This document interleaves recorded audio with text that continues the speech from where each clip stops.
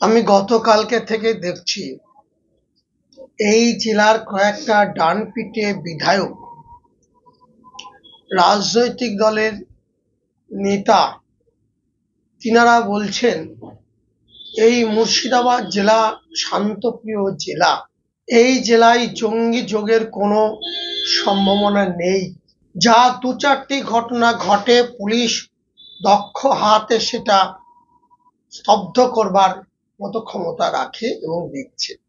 আমি সেই সমস্ত নেতা কথার রেফারেন্স টেনে আমি বলছি, এবং পশ্চিম বাংলার নিরাপত্তার স্বার্থে এখানকার সমস্ত পুলিশ প্রশাসন, এসপি, ডিএম, আইবি, ডিআইবি, যত ধরনের তদন্ত কমিটি, তদন্ত সংস্থা আছেন, আপনারা নিরপেক্ষভাবে ভারতবর্ষটাকে বাঁচানোর জন্য, পশ্চিম বাংলাকে টেররিস্ট হাব থেকে মুক্ত করবার জন্য আপনারা তদন্ত করুন, রিপোর্ট নেন।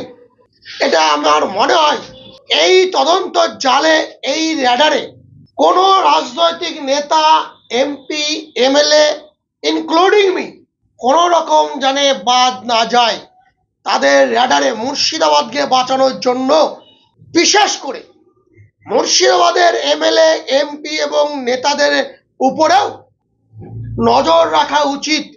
এই জেলার অনেক পঞ্চায়েত মেম্বার আছেন, অনেক গ্রাম সভার নেতা আছেন। এই রাজ্যের কোন একটা রাজনৈতিক দলের পৃষ্ঠপোষক হিসাবে তাদের নেতৃত্বের মাথায় রেখে তারা এই ধরনের সঙ্গে যোগসূত্র আছে।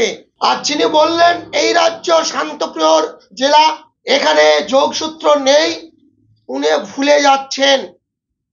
এখানেও একজন প্রাক্তন নেতা হতে চলেছেন, প্রাক্তন এমপি থেকে, তিনিও জঙ্গিপনা নিয়ে কথা বলছেন। কিন্তু তাদেরকেও আমি উদ্দেশ্য করে বলি, আমি সেদিনের কথা ভুলিনি।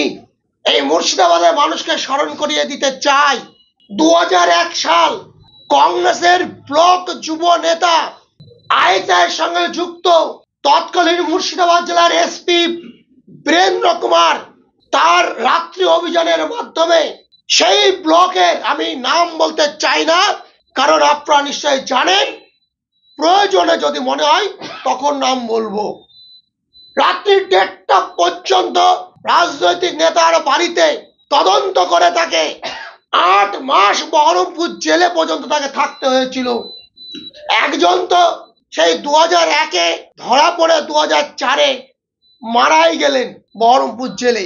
স্বাভাবিক কারণে যারা বড় বড় বাতলিং মারছেন তাদের সেফের জন্য হয়তো এই ধরনের কথা বলছেন। আমি কেন্দ্র সরকারকেও চিঠি লিখছি, স্বরাষ্ট্র দপ্তরের মন্ত্রী অমিত শাহজিকেও বলবো, এই জেলার কোন নেতা মন্ত্রী পর্যন্ত যেন বাদ না থাকে।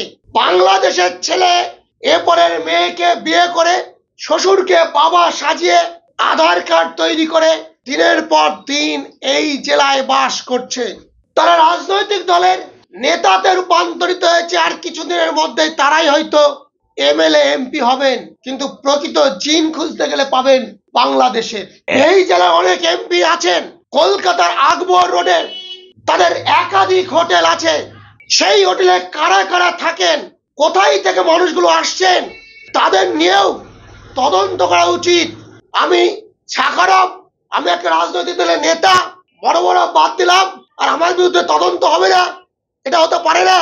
আগে নেতাদের তদন্ত করুন।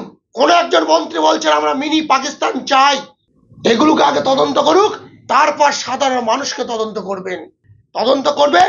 অনেক নেতা, মন্ত্রী, এমএলএ, এমপি এর সঙ্গে যুক্ত আছে বলে আমার মনে হয়, আমার ধারণা।